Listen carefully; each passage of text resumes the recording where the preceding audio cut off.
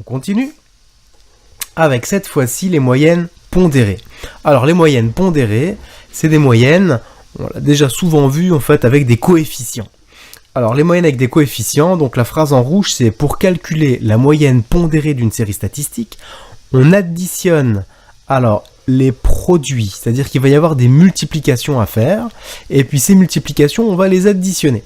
Donc on additionne les produits des effectifs par alors les valeurs du caractère, puis on divise la somme obtenue par l'effectif total de la série.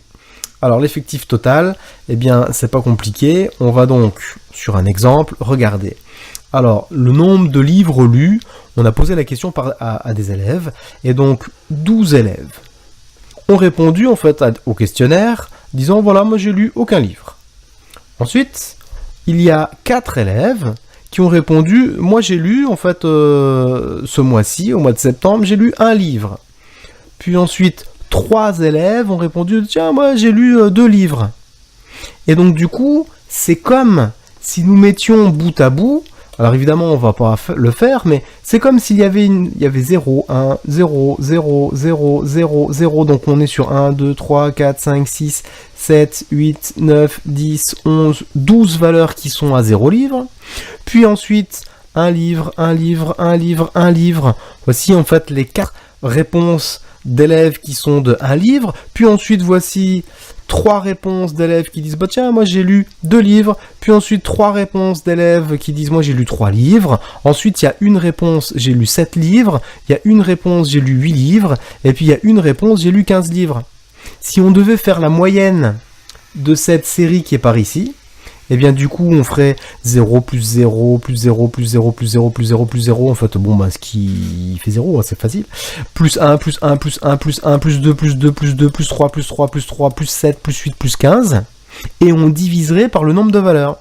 Et bien du coup sous une forme un peu plus élégante, j'ai envie de dire, nous allons faire tout ça avec le tableau d'une manière un peu plus efficace.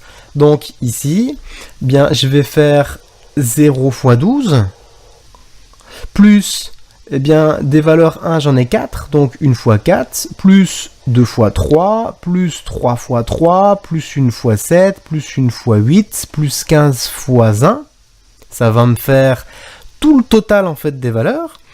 Et donc, je vais diviser par le nombre de valeurs, et tout à l'heure, ce que j'ai effacé, on voit bien que c'est, j'ai un 0, j'ai un 0, j'ai un 0, j'ai un 0. Et donc, pour avoir le total des valeurs, il suffira sur cette ligne-là, eh bien, d'ajouter le 12, plus le 4, plus le 3, plus le 3, plus le 1, plus le 1 et plus le 1.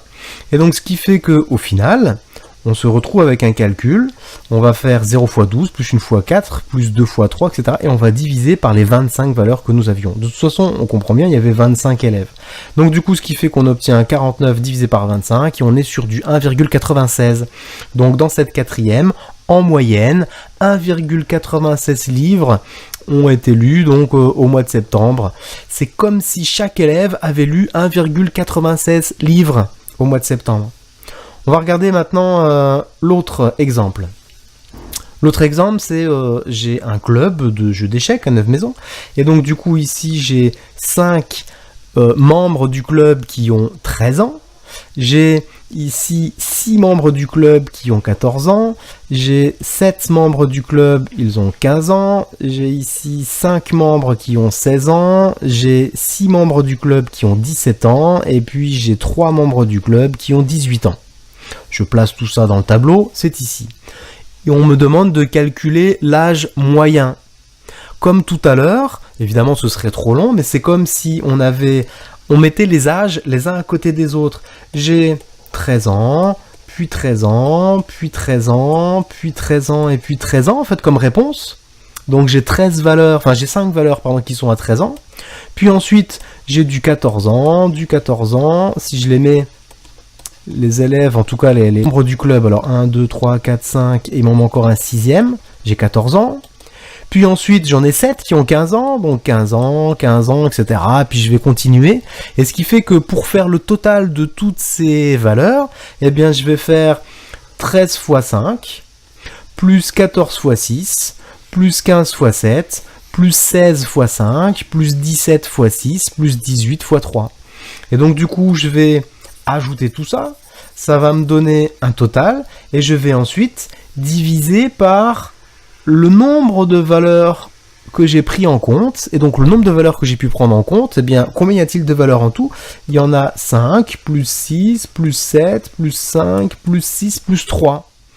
Alors tout ça en fait est indiqué dans le calcul qui est en dessous. On est bien sûr au total, il y a en fait 32 membres dans le club. Voilà, ça c'est le calcul en fait que j'ai entouré. Ce qui est là, ici on est bien sur 32 membres. Voilà.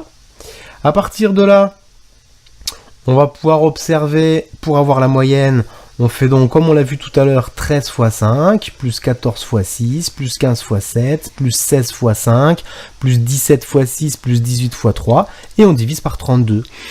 Là, le calcul bien, ne tombe pas juste, parce qu'on obtient, en respectant bien les parenthèses, 15,3, et donc on est bien sûr à peu près égal. C'est l'âge moyen des membres de ce club, c'est environ, c'est important de bien mettre ceci, 15,3 ans. Voilà en gros l'âge moyen des membres du club.